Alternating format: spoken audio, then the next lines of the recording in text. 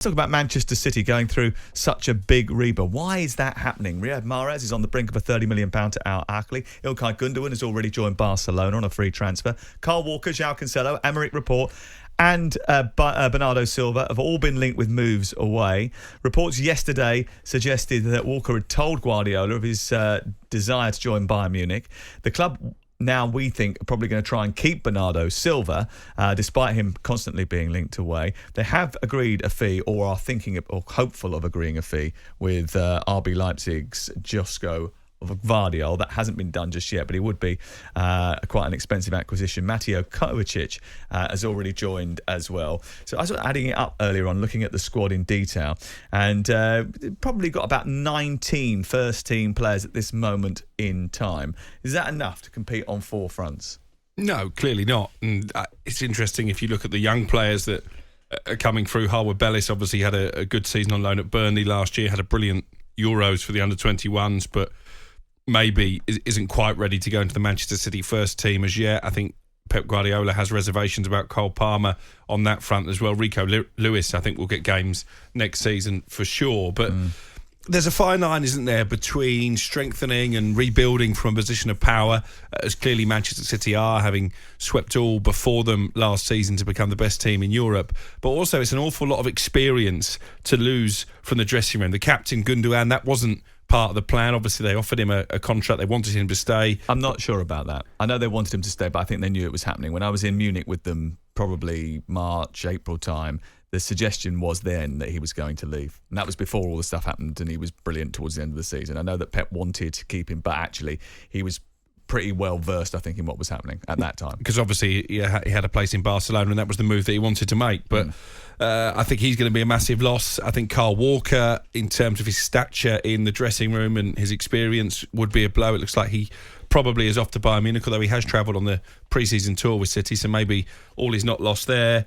Mahrez had an impact last season, no question about that. As I've already mentioned, I think being left out of those the FA two Cup finals, or the Champions League, and that was a big issue with him. And Bernardo Silva, I think he probably will stay now, but we know that Pep Guardiola has this principle, if you like, that if players don't want to be there, then he's quite happy for them to move on. He did it with Zinchenko and Jesus and Sterling a year ago, but they need some bodies in, don't they? I think Kovacic is a decent signing.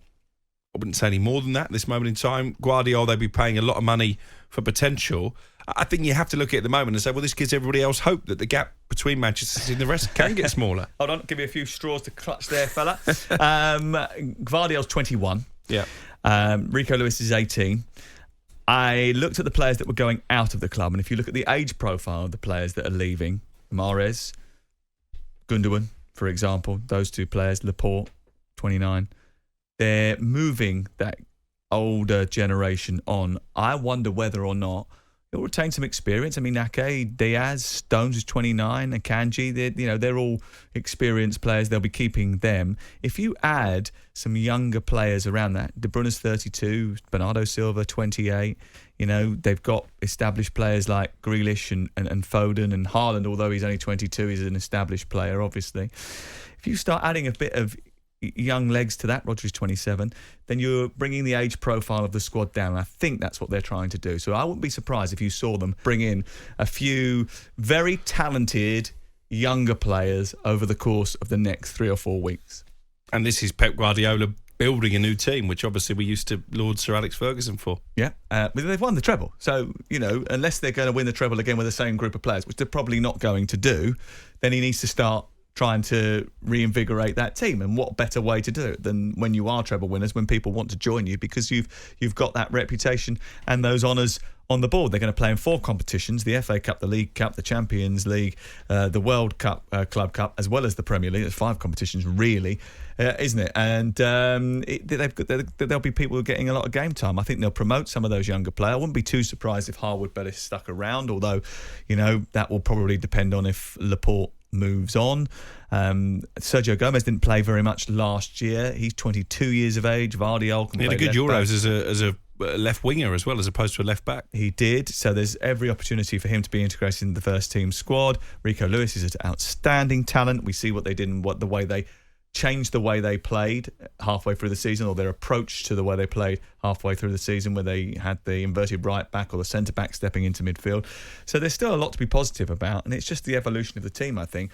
I think if you get to the end of the transfer window and you still only got 19 outfield players, different argument. But I think they will add. Get your man on Arsenal to win the Community Shield. They have a habit, don't they, City, of not being particularly firing on all cylinders for that competition. Arsenal will be favourites for the Community Shield because Manchester City aren't even back yet. You know, they will wait till the last possible moment to come back into pre-season. They give their players a lot of rest, and then when they do get back, they warm up very slowly for the season. And the Community Shield is very much for them a pre-season game. I can't even remember the last time they won the Community Shield. They lost to Leicester a couple of years ago. They lost Liverpool last year. Yeah, it's not a game that they particularly take too seriously.